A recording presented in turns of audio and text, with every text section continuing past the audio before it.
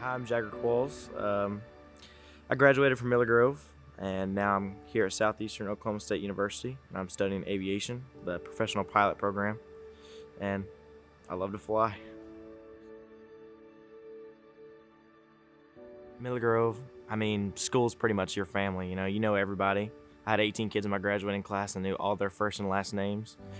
Now that I've graduated, I still talk to every single one of them like they're still my best friends, I did basketball, baseball, and threw shot put and discus. In Miller Grove, sports is kind of everything. Like if you play one sport, you pretty much play them all. Getting salutatorian at a school like that, I guess, is a little bit easier than a school with 1,000 people, but I still think it's a pretty good accomplishment for me. I got accepted here, and then I was kind of nervous because I didn't know if I got in the honors or PLC program yet.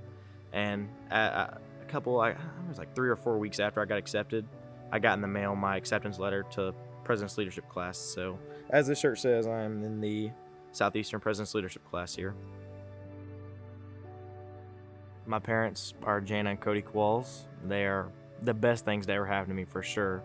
My dad works every day, all day long, unreasonable hours to provide for my family and provide for me and to provide opportunities for me. And my mom, the same thing. She works and stresses herself out just to keep me here and to keep me fed and keep me just having fun and doing what I love,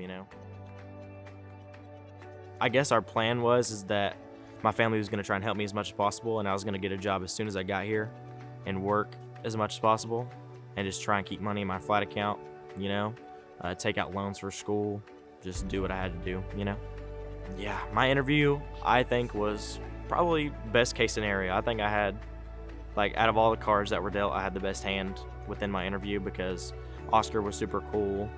Mary was just really nice, and Shaniqua was just really, she'd ask me questions that I immediately, had a good answer for.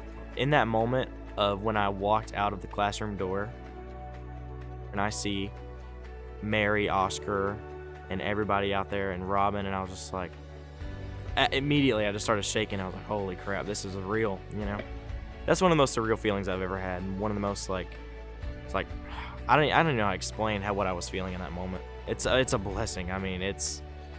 It's more than most kids can even think about achieving,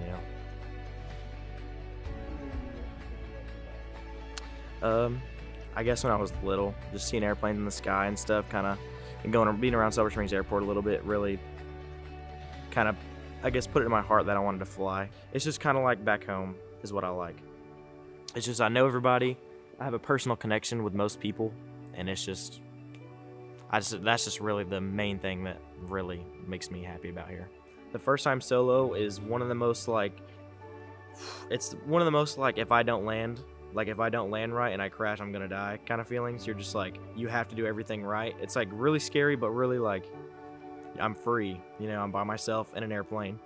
I get to go on my first cross country, which is your first, you don't go to a different country by any means, but it's your first, you go to 3 different airports within 150 miles. It's a 150-mile round trip kind of thing. There's also a master's degree for aviation and logistics, and so I really plan to stay here for that. So I could be 5 to 6 years. I don't know. Once you get that first landing in and it's okay, you really feel like, oh, okay, I'm gonna be all right. I can keep doing this. It's one of the most free. Once you're in there by yourself, after a couple of times, it's one of the most free feelings in the world. Just gotta let go and do it.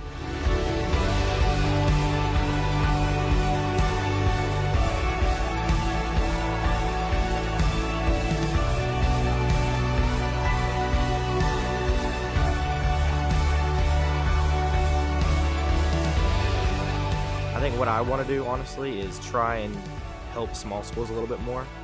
All those people in Hopkins County that are those small schools, and don't have as much kids. If they don't get scholarships, they're not going to college. They're going to work.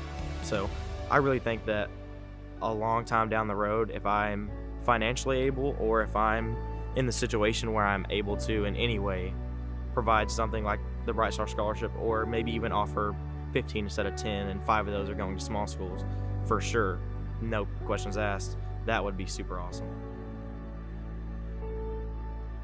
let's try and live through his legacy, and that let's really try, and all the characteristics he had and all the things he brought to the table, let's try and keep those deep rooted in the foundation and make sure that the people that are coming into the Bright Stars program next year are the people that he's going to want as well.